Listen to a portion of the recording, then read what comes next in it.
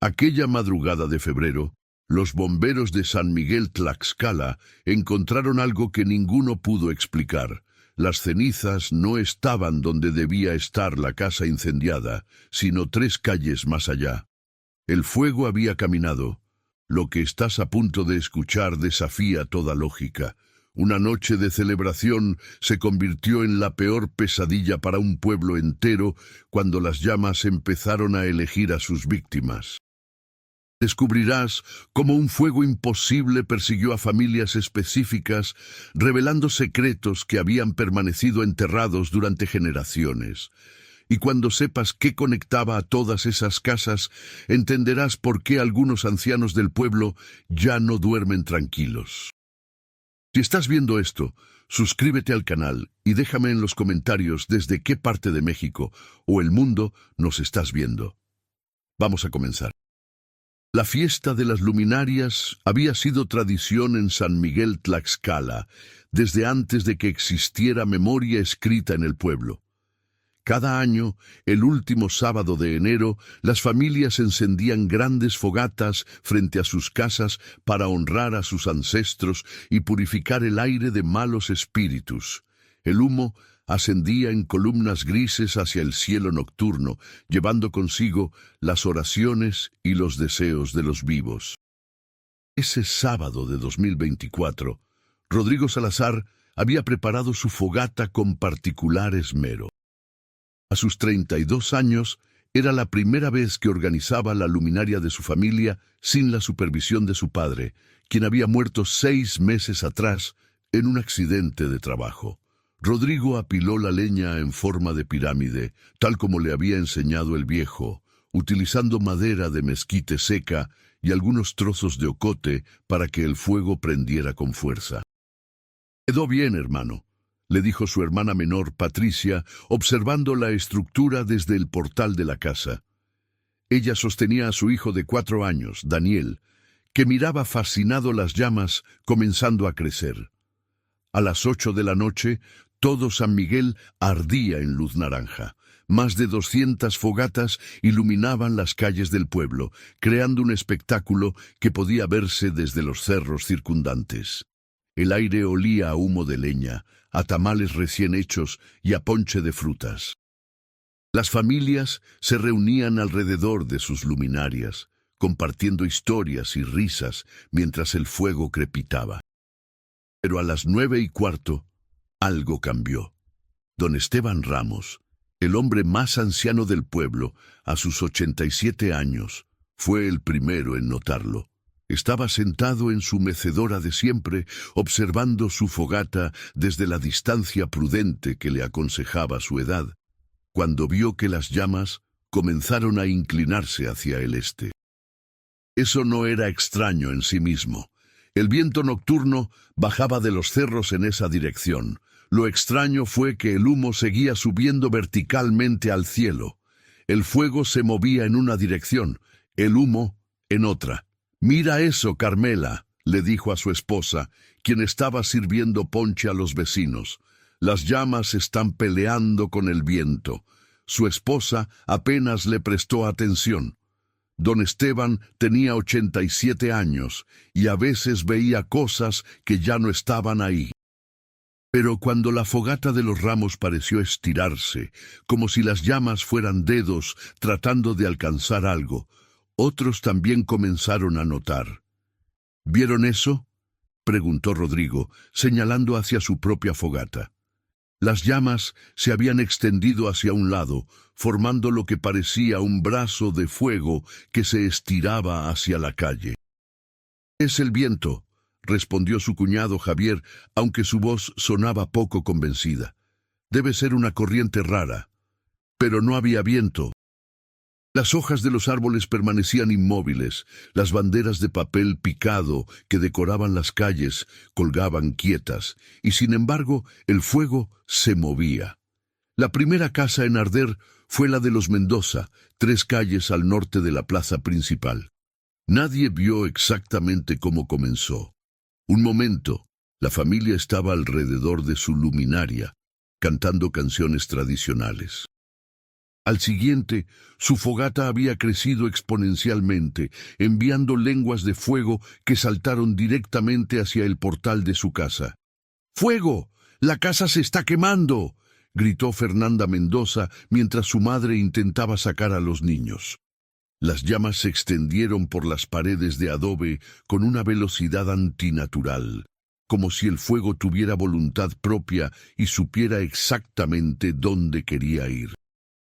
Los vecinos corrieron con cubetas de agua, pero las llamas parecían esquivar los chorros, retorciéndose y moviéndose de maneras que desafiaban toda física conocida. En menos de 15 minutos, la casa de 2 plantas de los Mendoza era una torre de fuego naranja que iluminaba todo el vecindario.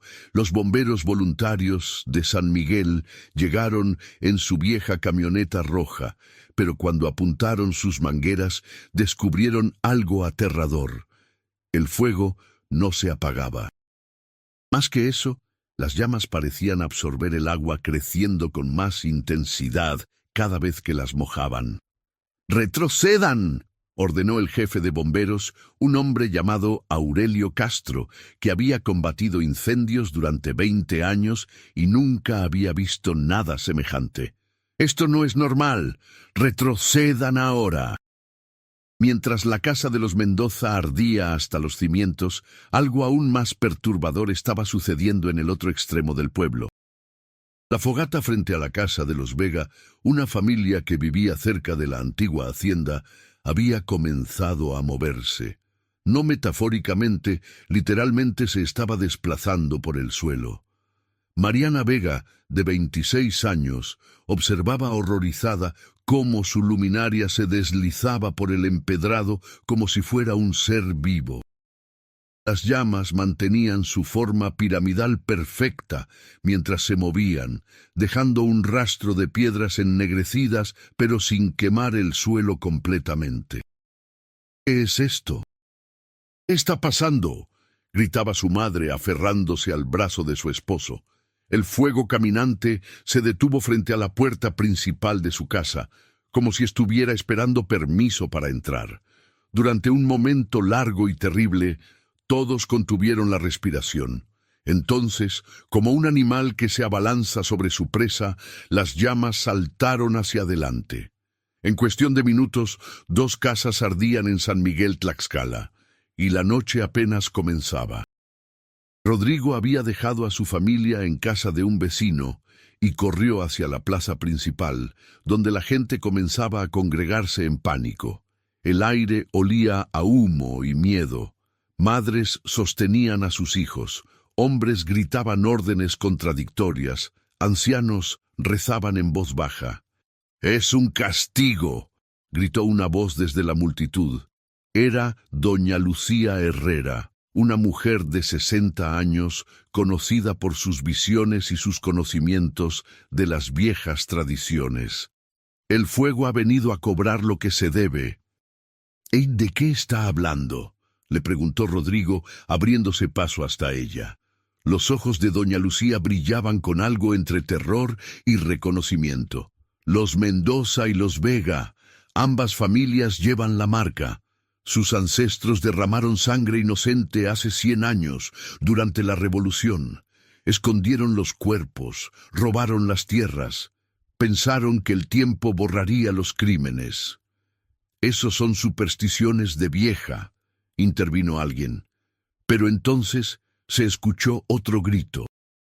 Una tercera casa ardía, esta vez al sur, los Coronado, y mientras los bomberos corrían hacia allá, una cuarta fogata comenzó a moverse, la de los Pacheco. Don Esteban Ramos se acercó cojeando a doña Lucía. Sus manos temblaban. «¿También nosotros?», preguntó con voz quebrada. «¿Los Ramos también llevamos esa marca?».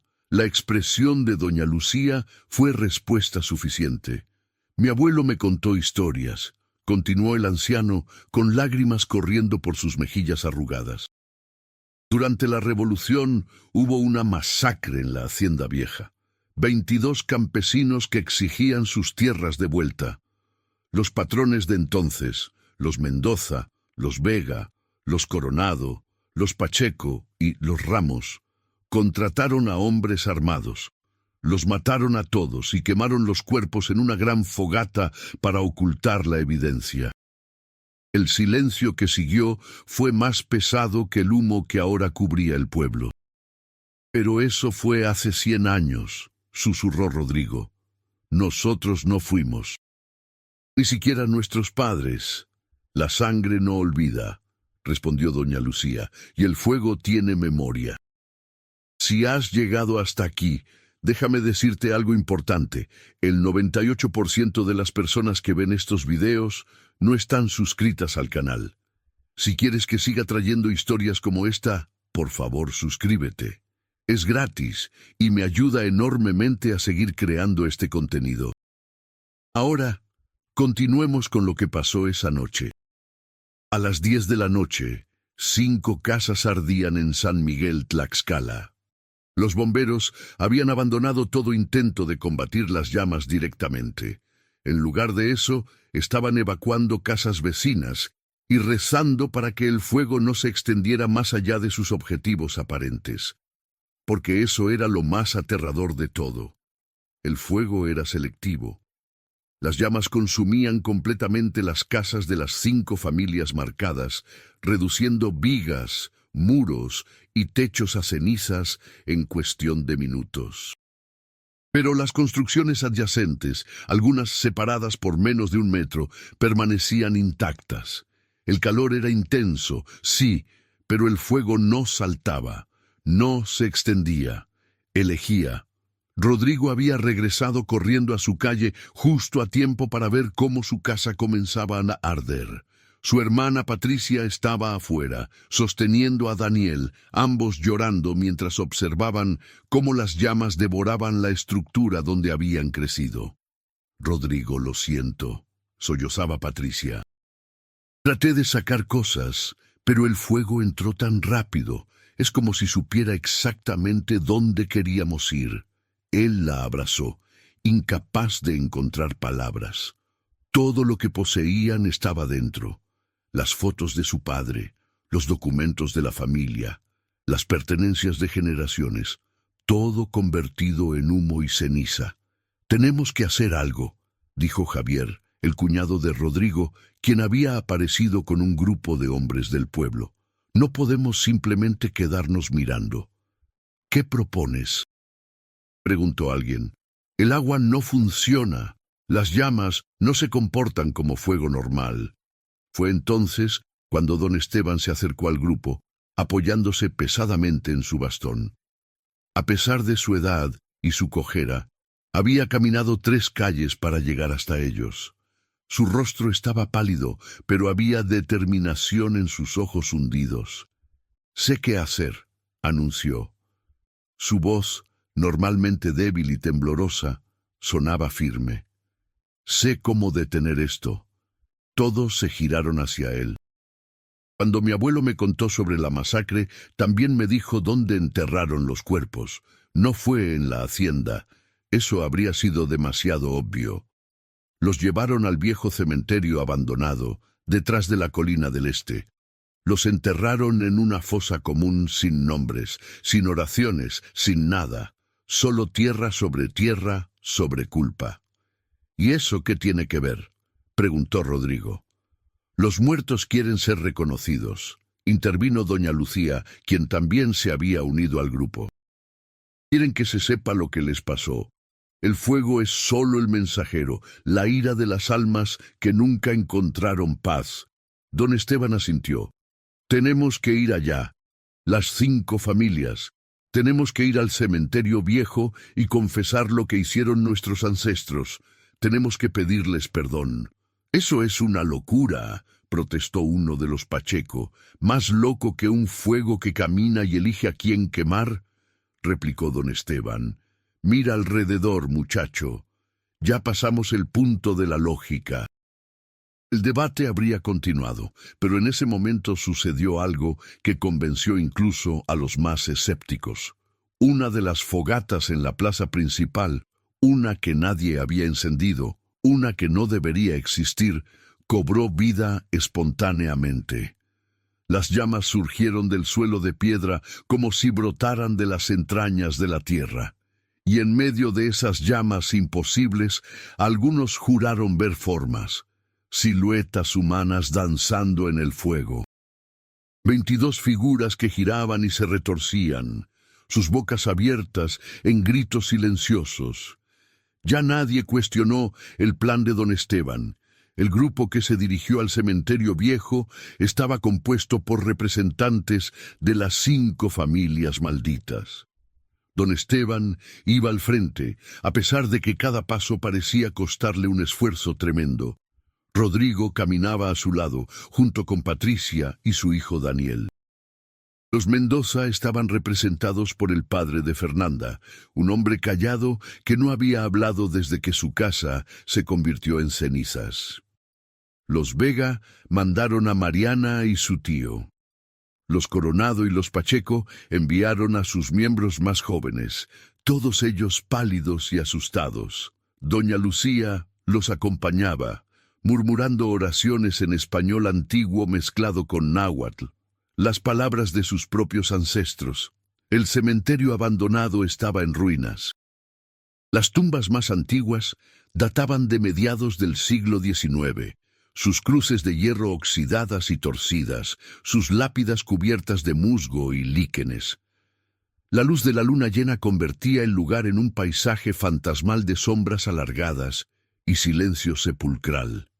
«Era aquí», dijo don Esteban, deteniéndose frente a una sección del cementerio donde no había tumbas marcadas. «Mi abuelo dijo que era en este rincón, 30 pasos desde el roble muerto, 20 hacia el norte». Comenzaron a cavar con palas que habían traído, aunque parte de Rodrigo esperaba no encontrar nada. Tal vez esto era solo el delirio de un anciano, una superstición alimentada por el pánico. Tal vez había una explicación científica para todo lo que estaba pasando, pero a medio metro de profundidad, la pala de Javier golpeó algo que no era tierra, un sonido hueco que hizo que todos se congelaran. Con manos temblorosas comenzaron a despejar la tierra más cuidadosamente. Lo que emergió hizo que varios de ellos retrocedieran con gritos ahogados. Huesos, decenas de huesos humanos, amontonados sin orden ni cuidado, mezclados unos con otros, como si los cuerpos hubieran sido arrojados a la fosa mientras aún estaban calientes. Y entre los huesos, algo más, ropa en descomposición, botones de metal corroído y lo más perturbador de todo, pequeñas placas de identificación que algunos de los campesinos habían llevado. Rodrigo levantó una de las placas con manos temblorosas.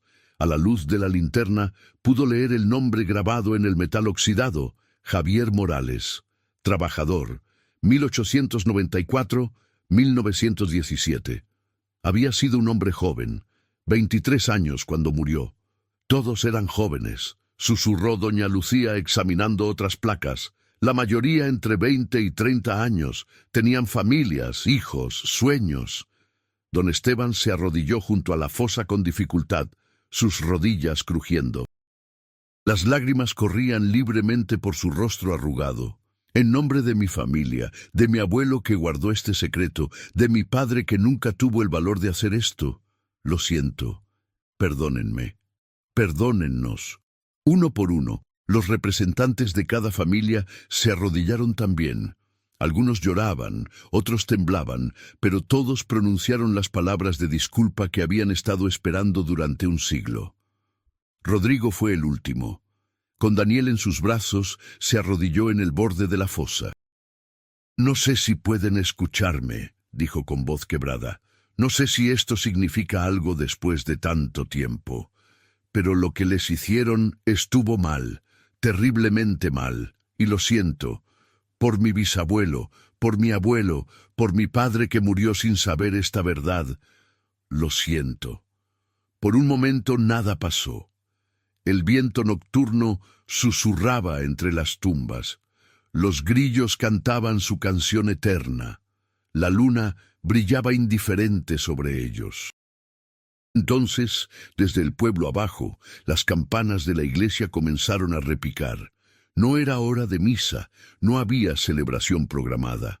Las campanas sonaban solas, en un tañido lento y solemne que parecía una despedida. Y tan repentinamente como habían comenzado, los incendios se apagaron. Todos lo sintieron al mismo tiempo. Un cambio en el aire, una liberación de la presión que había estado aplastándolos. Sacaron sus teléfonos y comenzaron a recibir mensajes. Los fuegos se habían extinguido. Con todos, al mismo tiempo, no se desvanecieron gradualmente, simplemente dejaron de existir, como si alguien hubiera apagado un interruptor. Patricia abrazó a Rodrigo, sollozando de alivio. Daniel, que había permanecido extrañamente callado durante toda la noche, señaló hacia la fosa. «Mira, tío, las luces». Todos miraron. Sobre la fosa común, pequeñas luces flotaban. No eran fuego exactamente, más bien como luciérnagas, 22 puntos de luz suave que ascendían lentamente hacia el cielo nocturno. Se elevaron más y más alto, hasta que se perdieron entre las estrellas. Doña Lucía sonrió a través de sus lágrimas. Finalmente están en paz. Los días siguientes fueron de reconstrucción y procesamiento. Las 5 casas habían quedado reducidas a escombros y cenizas, pero milagrosamente no hubo muertos, ni siquiera heridos graves. El fuego, a pesar de su ferocidad, había esperado pacientemente a que todos evacuaran antes de consumir completamente cada estructura. Rodrigo y su familia se mudaron temporalmente con su tía mientras decidían qué hacer. La casa familiar ya no existía, pero extrañamente Rodrigo no sentía la pérdida tan profundamente como esperaba. Era como si el fuego hubiera quemado más que madera y adobe. Había quemado también un peso que no sabía que llevaba. El ayuntamiento organizó una ceremonia oficial en el cementerio viejo. Trajeron un sacerdote, construyeron un monumento simple pero digno sobre la fosa común, y cada una de las 22 víctimas fue nombrada en voz alta, sus nombres grabados en piedra para que nunca fueran olvidados. Javier Morales, Carlos Hernández, Miguel Soto, Antonio Juárez, y 18 nombres más que finalmente recibieron el reconocimiento que merecían. Don Esteban no vivió para ver la inauguración del monumento. Murió pacíficamente en su sueño 3 días después de aquella noche, con una expresión serena que su familia juró nunca antes haber visto en su rostro. En su funeral, doña Lucía dijo que había visto al anciano sonreír en sus últimos momentos, como si alguien invisible le hubiera dado las gracias.